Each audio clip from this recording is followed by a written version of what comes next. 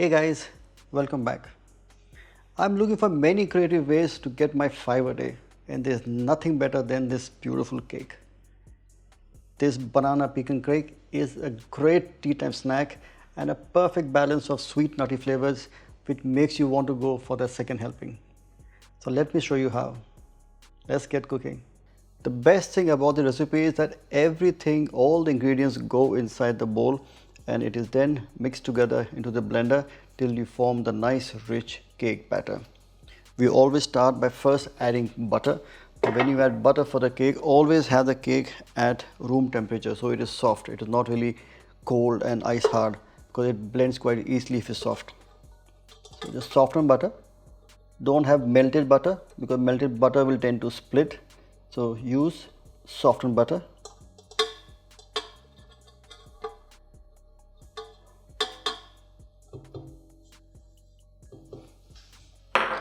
In that goes in golden sugar or brown sugar. I try and use the brown sugar, the golden sugar, because it gives a very nice flavor. It also looks quite nice. It gives a very nice color to the dish. If you don't have that, you can always use white sugar. It's perfectly okay. Now this is going to be whipped on a very low churn. So not a very high speed, but a low speed till the butter melts, becomes soft, or rather mixes up with the sugar and becomes nice and fluffy and creamy.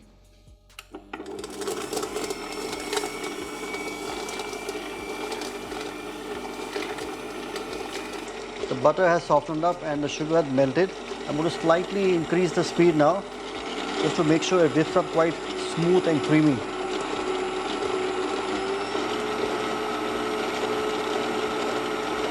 The butter and the sugar have creamed well.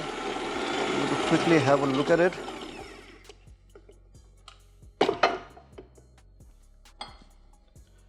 There you can see.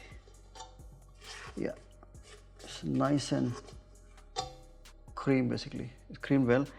In this now goes in eggs. I'm going to put 2 eggs for the mixture. Scrape the sides.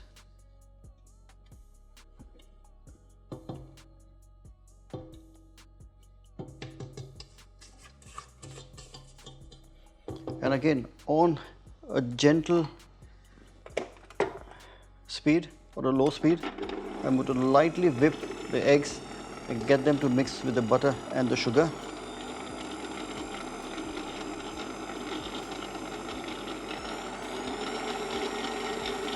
Now once the eggs break down and they mix up with the sugar and the butter, it becomes nice and creamy. If it tends to get slightly grainy, it's perfectly okay, because you're going to add flour and mix it all together. But try and avoid getting the grainy texture. You don't want the butter to really melt off. At this stage, I'm now going to add in my bananas. Now I've got bananas which are actually been overripe, so they're nice and soft. There you can see that it's nice and smooth. Then goes in the banana. It's a great recipe to have when you have all your leftover bananas which have got a bit dark colored and you really don't feel like having them. So into a cakes or breads, the ripe bananas go extremely well.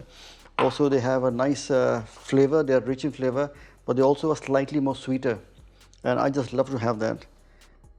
In this I'm going to add a pinch of salt. I'm going to add some vanilla extract. Now if you have a banana extract, even that would do, but vanilla works probably with everything. And again, I'm going to mix it together.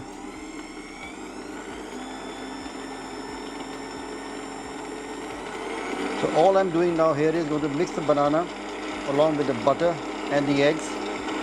I don't want to make it too pasty, but I want the bite to come into the cake. That is ready. And into this, then I add baking powder and plain flour. All of it goes in together.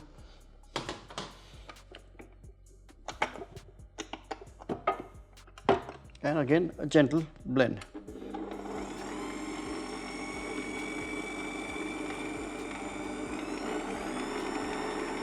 Now as the flour mixes up to form the batter, I'm going to add in some pecan nuts.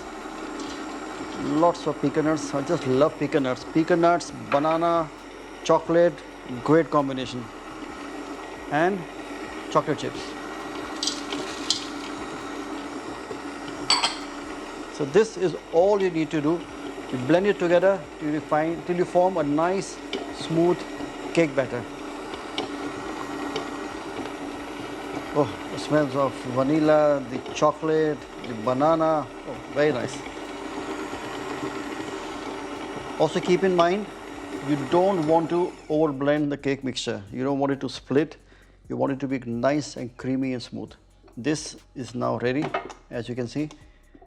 And I'm going to take it off and then transfer it onto a cake tin. The cake batter is now ready. I'm going to remove my paddle stirrer, take off all the batter and put it into the mix.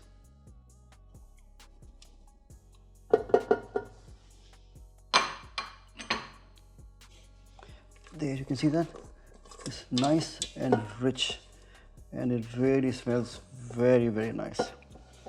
This is going to go onto a greased cake tin. So I have a cake tin here where I have a butter paper or greaseproof paper at the base, and I've greased it with little oil and also on the sides. So this helps the cake to, when it cooks, it leaves the side and is very easy to demold. And all I would do now is I'm going to transfer the batter of the banana, pecan and the chocolate cake into the cake tin.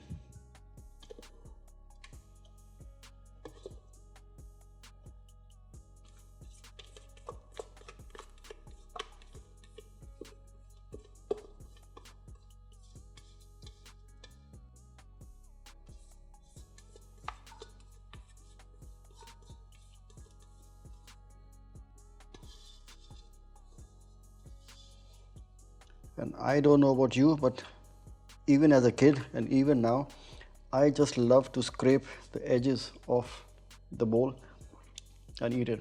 It is just so nice. And I'm sure most of the people at home, when they make cakes, the children just love to do that. There is something so nice. Whenever my mom used to make cake at home as a kid, I would love to stand after everything was done and then scrape off all the batter and eat it. And so did my sons when they were growing up and we used to bake at home. Okay. Now all you do is you spread the cake batter all over the cake tin. So with your spatula or a spoon, just spread the cake all over. Also on the sides, so there are no air gaps in this. That's for me to lick afterwards. You lightly tap the cake tin onto the table so that the air bubbles are removed and the cake settles down. I'm going to put 3 garnishes. The same thing which I put inside the cake is also going to go as the topping. So firstly, I've got some sliced bananas. So I'm going to randomly arrange bananas on top of the cake.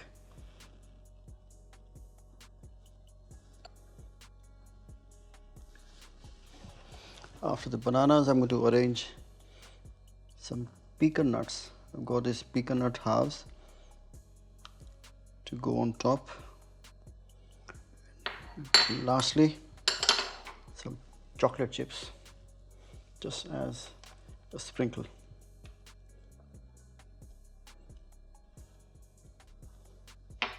Now this is going to go into a preheated oven. Always preheat your oven.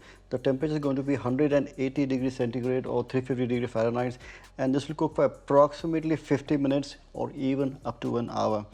Once the cake is almost done, we check it with a toothpick or a very fine needle or a skewer, and if the needle comes out clean without any cake sticking on it, means the cake is done. Also, halfway through the cooking, I will cover the cake with the silver foil to make sure that the top of the cake doesn't get too brown. See you guys once the cake is ready. The cake is now ready. It's looking actually very nice.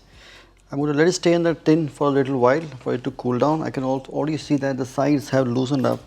And like I said earlier, the best way to check is to put a toothpick or to put a skewer and try and see if it comes out clean. So let's have a look. See that?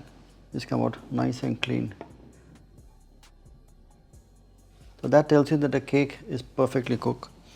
Let that rest for a good 4 or 5 minutes. I'm going to demold that. We're going to cut it. We're going to try it and see how it goes. The cake has slightly cooled down and I've taken it off the mold and removed the greaseproof paper or the butter paper.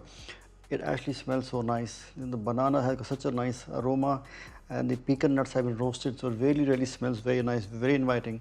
Now I personally love to have the cakes when they are still nice and warm or slightly hot, because I just love to have that with a cup of tea. I think it's fantastic.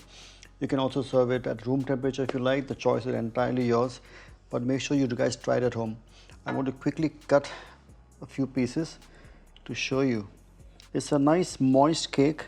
It's got richness with the banana and the chocolate, and it really is quite creamy, it's rich, it's luxurious, and the best thing is it has a very nice mouth feel, so the flavors are very nice.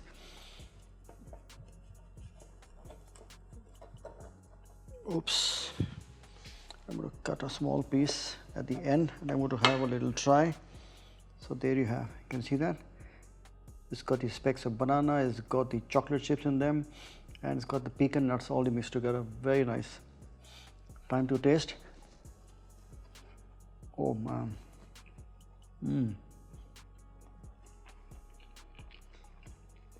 Absolutely sensational. I promise you, when you try it at home, you're going to absolutely fall in love with this cake.